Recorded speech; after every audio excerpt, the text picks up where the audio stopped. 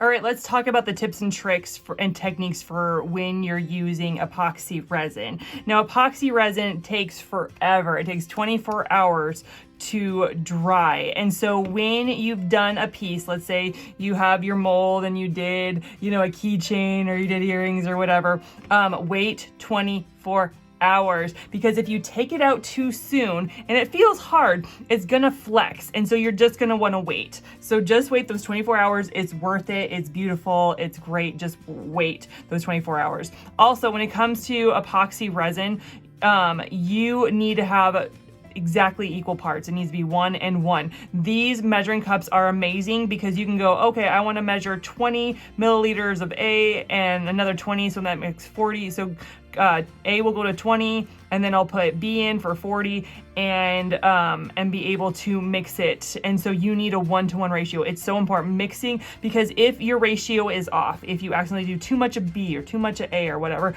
it won't harden properly. And when you go to take it out of the mold, then it will fall apart or will be sticky or it just won't work. And it is heartbreaking because you wait 24 hours to see your beautiful piece and it's ruined. And so you have to make sure that you are mixing it properly, that you have the proper ratio. Also, when you're mixing it, mix it slowly. Mix it slowly. If you go fast and you go fast, you're gonna cause all these microscopic bubbles, and it will make you so upset.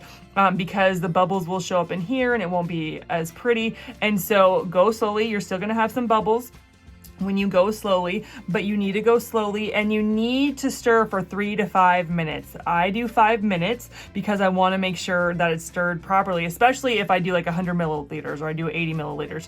When you have a little bit less, you can stir maybe 3 minutes, but you need to stir 3 to 5 minutes, nice and slow, mixing it around, going around the edge, going at the bottom, mixing it properly. Because again, if you don't measure it properly and you don't mix it properly, it's not going to harden properly, and it will be very frustrating.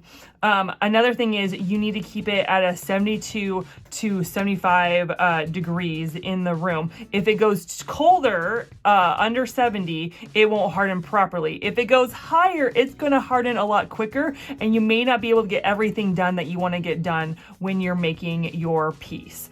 And so 72 to 75 degrees, you need to have, you need to be able to cover your table if you care about your table at all. I did this paper just to represent it. I usually do newspaper, and so you can get newspaper, but we're gonna talk about the things you do to protect your body, your skin, your table, because this is chemicals and it will ruin like what you're wearing, or it could cause a reaction on your hand. It's just safer to have gloves and all that, but we'll talk about that in a different video. The next thing I want to talk about is coloring is great. Use coloring. I mean, epoxy resin, use your color, use your embeds. Just make sure with your embeds, I have found, to mix it in with, when it's, don't mix it in your tray. Don't mix it with your silicone. Mix it in your mixer, right? Because your mold is very delicate, and if you put a scratch in it, it's going to show up on your piece. And so don't use like pointy things. Don't, like, if you're trying to do something in there, make sure it's with something very soft that will not scratch your mold, because once you scratch your mold, that's game over for that part.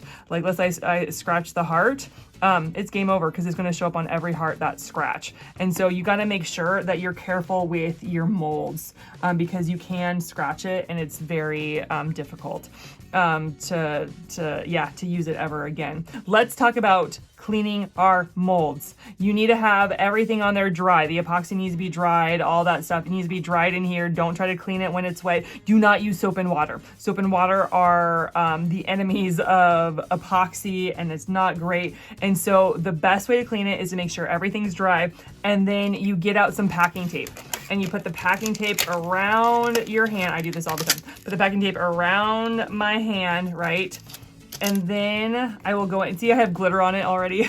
I will go and I'll just start cleaning all the cracks. If there's a little chunk of epoxy of resin, then just pop it and then take it out like that. You're gonna need to flip this thing around, right? So let's say I used it, it's all dry. I flip it inside out, and then I just start covering the tape with it, and it adheres to the tape wonderfully. It cleans it very well, and then you flip it back and it's ready for the next use. And so just go in and use your tape. Oh, I'm already picking up big stuff. You go in and you use it, get the glitter, get the resin out of it, and you use your tape to clean your molds and stuff, to clean all your silicone, because again, you don't want to use soap and water. So those are the tips and tricks for using your resin.